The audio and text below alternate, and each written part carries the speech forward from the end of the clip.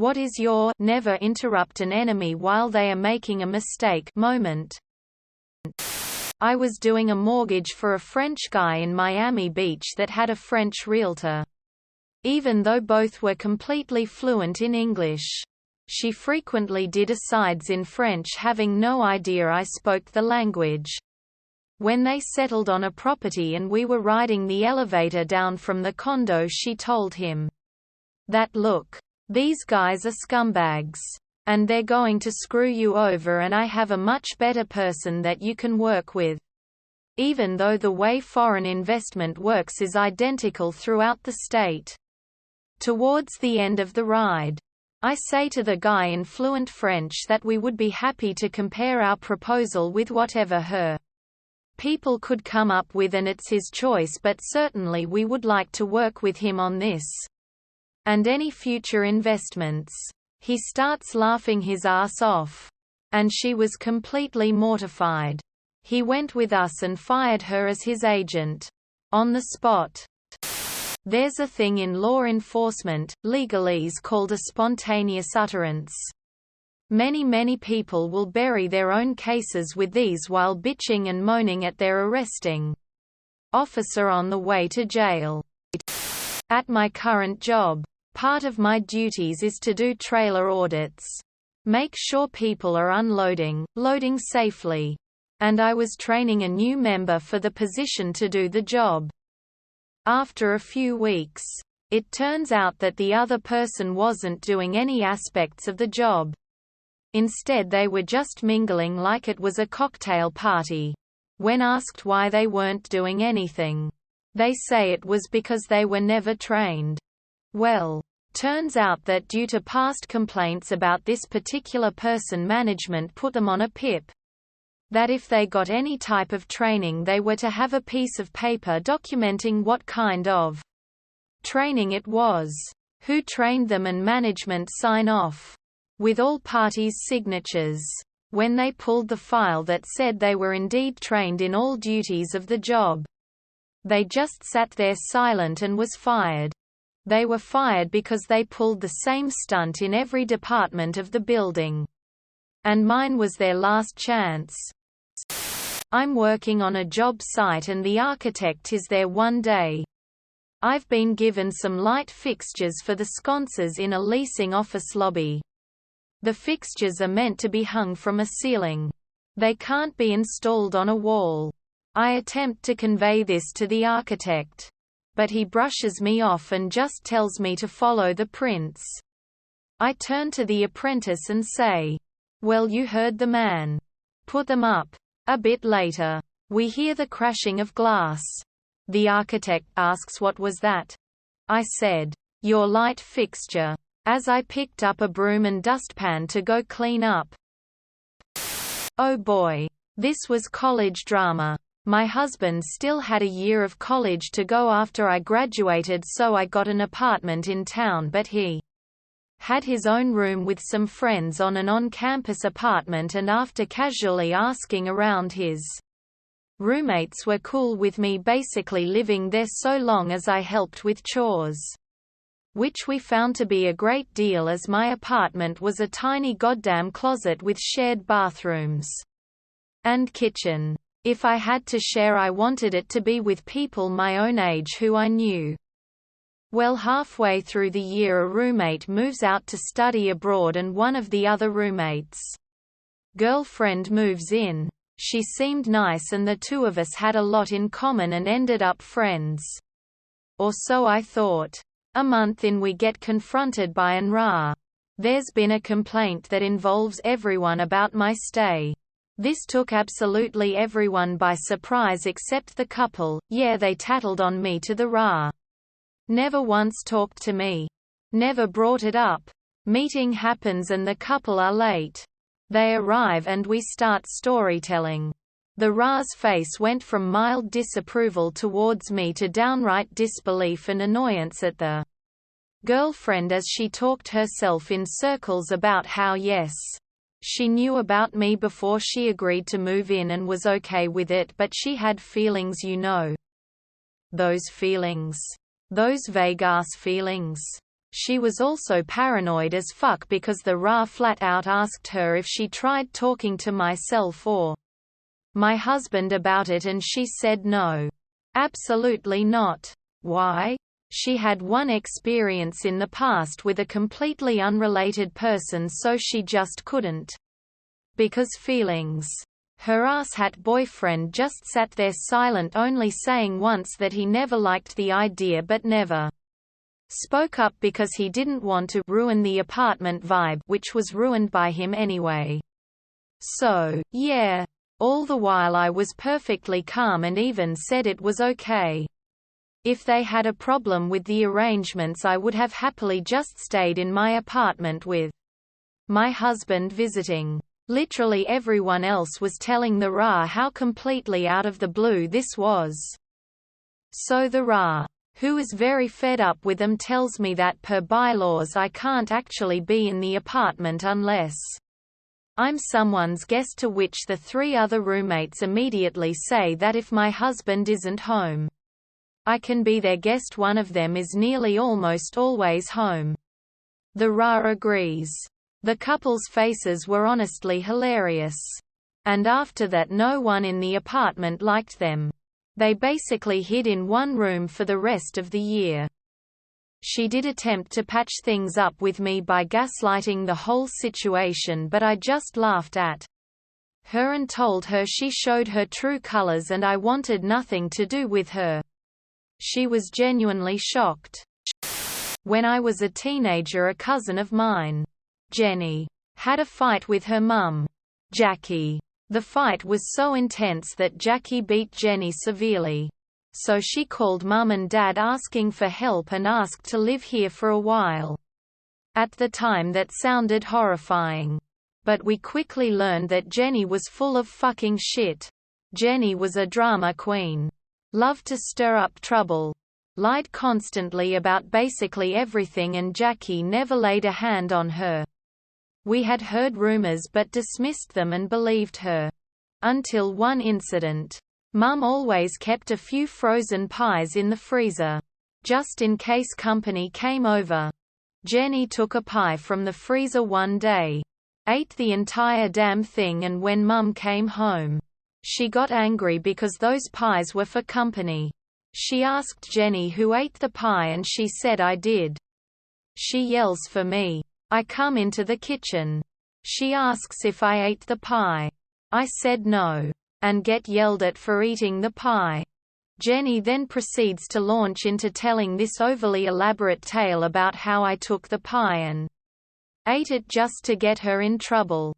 She went on for like 3 minutes and Mum just kept getting angrier and angrier at me, while I couldn't help grin like a madman. 3 minutes later she finishes her story and I point something out. It was a coconut cream pie she ate. I despise coconut. I hate it and will never eat it. Mum knew this and the realization hits her. Jenny gets a look of horror in her face. She got grounded for a month. The look of both of them is seared in my mind. Makes me smile when I think of it. The funny thing is, she tried it again 2 months later. This time eating a chocolate cream pie. But Mum didn't believe her. 10 years ago I had a coworker everyone found pretty annoying. She was an idiot who thought she knew better than everyone else. And would get offended at every opportunity. She took something I said the wrong way one day and got really upset. And I just didn't say anything. I would not indulge her insanity. So she quit, grabbed her stuff and walked out on a job she'd had for years. No one spoke a word to stop her. Spez needs no interruption. 2 good ones. When we bought our house, we offered less than the asking price. The owner countered with halfway between our offer and theirs. And we said sure. When it came time to sign the paperwork, we saw that our original lower offer was what their lawyer put in. We mentioned it to our lawyer and he said not to bring it up. Another time, my wife saw a new restaurant called Tilted Kilt and said it looked good. "We should go." So I said yeah. She was a bit surprised when we walked in the front door.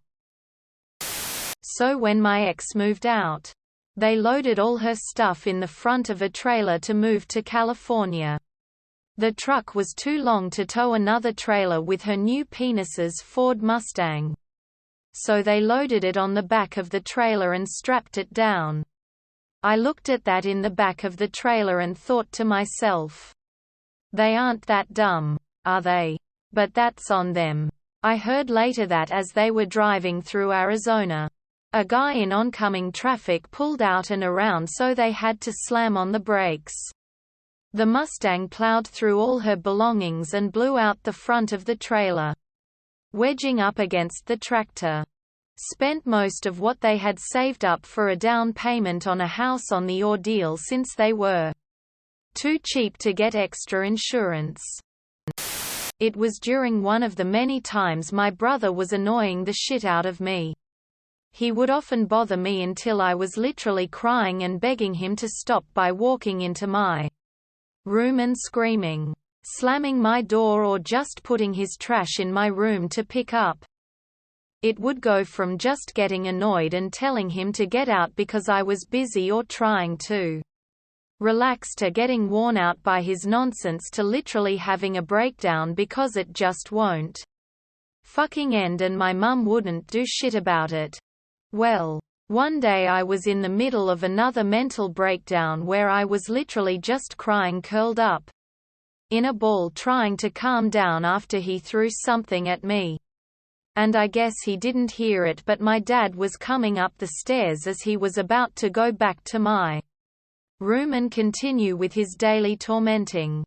I heard my dad coming up the stairs and just stayed quiet and tried to calm down as my brother started to scream again, laughing his annoying ass off after a few moments when I just covered my ears. After he finished screaming, my dad pulled him out of my room and grounded him right then and there. Gave him a stern talking to. Then made him go downstairs and do a bunch of chores while he calmed me down. That was one of the first time he was caught and stopped, since my dad was always at work and my mum didn't give a fuck, and my dad took it very seriously to the point where every time he caught him doing that again he would ground him for weeks at a time. And the stuff he got grounded from was pretty damn creative. When a coworker who I hated got fired a few weeks after I decided to stop fixing his mistakes even if it impacted a client, I'd asked our very macho and loud manager for a raise.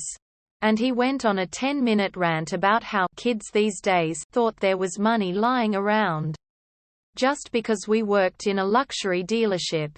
Lots of condescending sweethearts and honeys thrown in for the fun little misogynist cherry on top. He got so loud and frothy I shut down a bit. But my face stayed blank. When he noticed I wasn't cowering or seemed to change my mind, he started offering a marginal raise. I reflexively lifted one eyebrow at the ridiculousness of it all. And he sighed. And went up significantly. Got a solid raise. A better position. And somehow his respect for the rest of my time working there. I let the lady who changed lanes into me run her mouth about how I rear-ended her before pulling the cop aside to show him my dashcam footage. Guy stole a presentation from me. This is 25 years ago. We hated each other. When he started presenting, I realized I had made a huge error. Didn't say anything. Let him get through it. Asked him about the error. He couldn't answer. This was in front of Koo. Got fired. Not for just that. He was an overall douche. This was before everyone was on PCs. Had one printer in one room. It's so dumb but so fun. Years ago I worked in a cube farm office job and I hated my desk arrangement. It was right in a high-traffic pathway. With my back to everyone. Screen facing out so anyone could just sneak up behind me lurking. peer over my shoulder while I worked, etc. Which really just bothers me. I was the first person in my department anyone would encounter. And I was also very good at what I did. So people would just see me first and interrupt me constantly all day. Well, the office got reconfigured. And me and a bunch of other people in that area worked in a big conference room for a couple days. During the shuffle, the guy moving around all the cubicle panels was a good friend. So I told him to ping me the minute a back wall desk was finished so I could move my stuff there. He did. And I did. This other guy the first was friends with saw what I was doing and followed me. So we claimed the back two wall desks across from each other. There was a super obnoxious senior developer who figured out way too late what was going on. And got very pissed. Apparently there was some old seating chart, which no one had followed at all as they redid the cubes section by section. And it had him on a back wall. So he grabbed his old seating chart printout and marched into the senior VP's office right then and there to complain. I heard him ranting and raving about the chart this and the chart that. He needed to sit in the back to concentrate. Blah blah blah.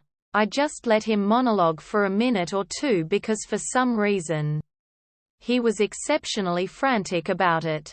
At the absolute perfect time, I got up to go to the break room. And as I walked by I poked my head in the office chuckling innocently and said, "Come on man. Less than boss name greater than is too busy for this silly stuff. I'll move my desk. Who cares where we sit?" Quote. It was like a 5-second TKO. He immediately started stammering about how much he didn't care and how he insisted I just keep my stuff there. So I feigned indifference and said okay. No problem. It was one of my greatest moments in petty office politics. Not my story. But several years ago my older brother was fighting for custody of his son with his ex-wife. As the first custody hearing date approached, they were exchanging UN pleasantries over text and my brother ended up saying something along the lines of, "I'm not continuing this conversation. I will see you on the 15th. The ex-wife told him, "The hearing is on the 25th, dumbass." So of course instead of correcting her, my brother just allowed her to keep thinking it was the wrong date. And she missed the first hearing entirely. It became the first of many mistakes she made in the court system that eventually led to my brother and the woman who is now his second wife winning full custody of his son. Our friend group had one guy the first had personally cut off because he was a terrible drunk. Another friend of mine was having a cookout and decided to invite the guy the first had cut off despite me saying he was going to do some stupid shit. Fast forward into 2 hours into the cookout. The friend I had cut off from my life got drunk and decided it'd be funny to sucker punch a guy with Asperger's. Everyone was telling him how big of a piece of shit thing that was to do, but he laughed and shrugged and played it off as no big deal, as the Asperger's guy was holding back tears. I didn't have to do a fucking thing. He showed everyone who he was. Everyone stopped fucking with him after that. Good riddance. Preface. I have always done my paperwork in Blue Pilot G2 pen. Not shilling. It's a very distinct color and hard to cover. Also, this will be a small novel. At one of my previous jobs I had just gotten my machine-making product ready for packing. The only problem was the outer lip diameter was just too big. Think 0.01 of an inch off. Nothing I did could get the diameter down. It was just too hot for the plastic to be formed smaller without cooling the die further. Which was not then possible quality and my supervisor quibbled about it for a while.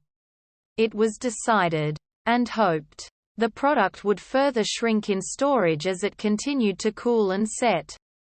So quality tech signed off approving the variants. Several months down the line, a couple customers complain lids aren't fitting right sometimes. Later found out only with hot foods or in hot environments. I get called into the front office for a final warning. A big quality alert. They ended up refunding anyone who bought product made by me. And a copy of the quality paperwork. Quality Tech is saying she never approved me running that product with the quality variants and has a copy of my paperwork proving it. I waited until everyone spoken their piece. Pulled out my pen. Flipped the write-up over and wrote, "I refuse to sign this write-up because I do not deserve it." I then told them to go pull every quality sheet, every training sign-off, and even my job application and job offer and notice I write in blue ink. The quality sheet in front of me is a photocopy because all my writing is in black, not blue. Plant manager threw the write-up into the shredder and told me to go home for the day. I had already worked a 12-hour shift before this. And forget about this happening. He did not look amused. There was a new quality tech the next night I went in. TLDR. If you work in any field that requires regular paperwork, use a blue pen. An old boss who was awful to me after I took an extra few days of bereavement. She was just not smart, so I emailed her a recap of a meeting we'd had about said days off. She responded not only confirming what she'd said but throwing in a bit of racism. I escalated. I'd been at the company in a different location for 8 years with an outstanding track record, so I had some credibility.